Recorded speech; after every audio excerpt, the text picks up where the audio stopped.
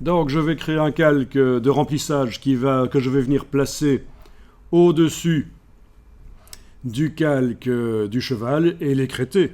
C'est tout simple. Calque. Nouveau calque de remplissage. De type motif, puisque c'est ce que vous vouliez faire. Mettre le même motif que ce qu'il y avait déjà sur le texte ici, les oiseaux. Le mettre sur la silhouette du cheval. Donc, OK. Dans la fenêtre suivante qui s'ouvre, je choisis que ce sera le motif des oiseaux. OK. Avec la touche Alt, entre les deux calques, j'écrète, et voilà.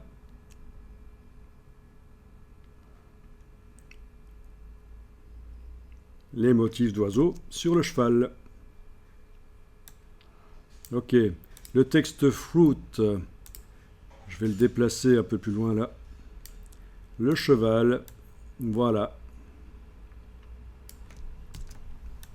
Amusant. Je suis en train de déplacer le calque du cheval. Je peux aussi déplacer le calque du motif, le calque de remplissage motif.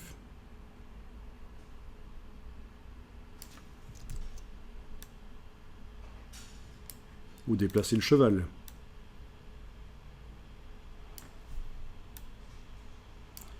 Ok.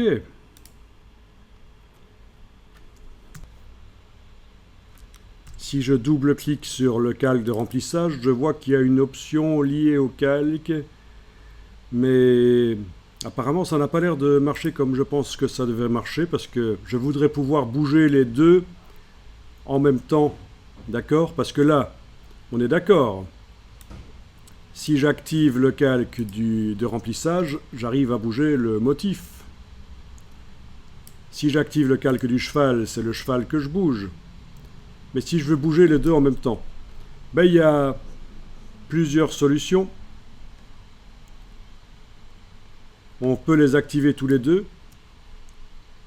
En effet, dans la palette des calques, avec clic Shift, et là les deux bougent. D'office. On peut aussi les mettre dans un groupe.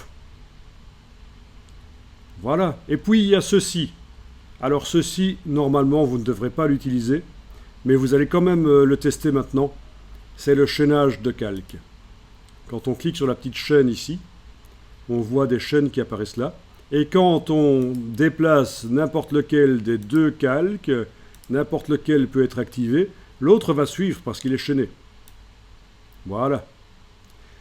Alors ça, ces chaînes, c'est une ancienne manière de lier ensemble des calques. Et ce n'est plus vraiment utilisé. Sauf que parfois, vous avez des gens qui vont vous refiler des fichiers Photoshop quand vous êtes en train de travailler en équipe. Vous allez récupérer des vieux fichiers Photoshop peut-être, et vous allez trouver ces chaînes. Si vous ne savez pas ce que c'est, vous n'allez pas comprendre. Et donc maintenant, vous savez, c'est lier des calques ensemble. Et ce n'est pas nécessairement des calques qui sont l'un à côté de l'autre dans l'empilement. Ça peut être un calque qui est là tout au-dessus, qui est chaîné avec un autre. Voilà, par exemple, si je prends Fruit et qu'avec la touche Shift, j'active... Non, pas la touche Shift, idiot. Je prends Fruit et avec la touche Commande, donc Contrôle sur le PC, j'active un autre calque. Vous voyez qu'entre les deux, j'ai le calque Fresh avec son écrêtage, mais voilà. Si je les chaîne ensemble, voilà, en activant n'importe lequel d'entre eux, c'est les deux qui vont bouger. Voilà, on le voit bien là. Donc ce n'est pas nécessairement deux calques qui sont l'un à côté de l'autre dans l'empilement des calques. Ici, je vais les réactiver tous les deux. Clic, commande-clic ou clic, contrôle-clic. Enlever la chaîne. Voilà, il n'y a plus de chaîne. Même chose ici. Clic, Shift-clic, puisqu'il est juste à côté, ça marche. J'enlève la chaîne. Voilà, donc n'utilisez pas les chaînes, mais sachez que ça existe parce que forcément, vous allez parfois le voir apparaître. Et donc, ce qui est plus moderne comme manière de pouvoir déplacer ces deux calques ensemble, c'est de cliquer sur l'icône du dossier pour les mettre dans un dossier, bien sûr. Du coup, quand le dossier est fermé, si on déplace, ben c'est les deux qui se déplacent. Tout ce qui est dans le dossier se déplace.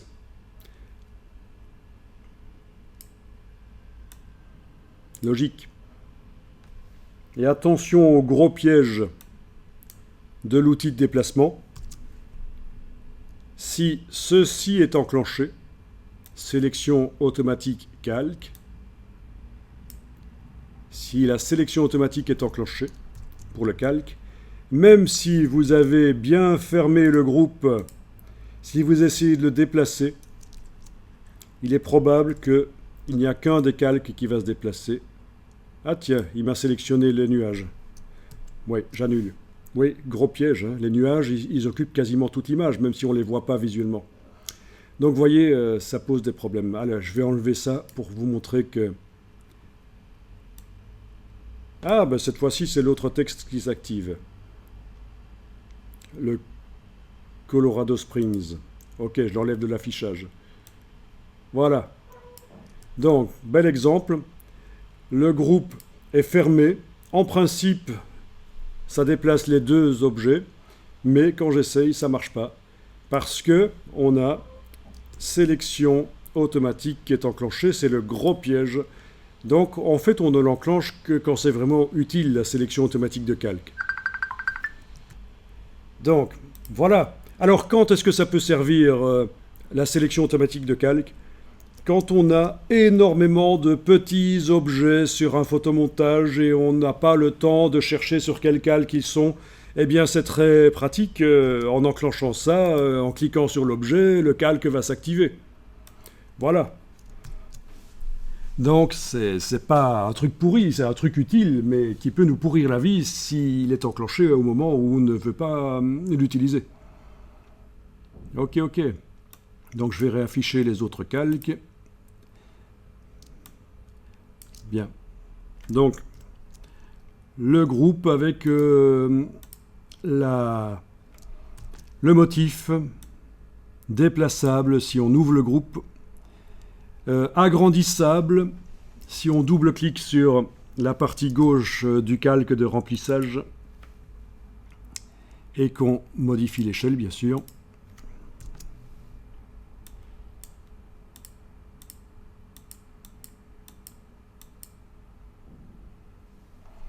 Voilà.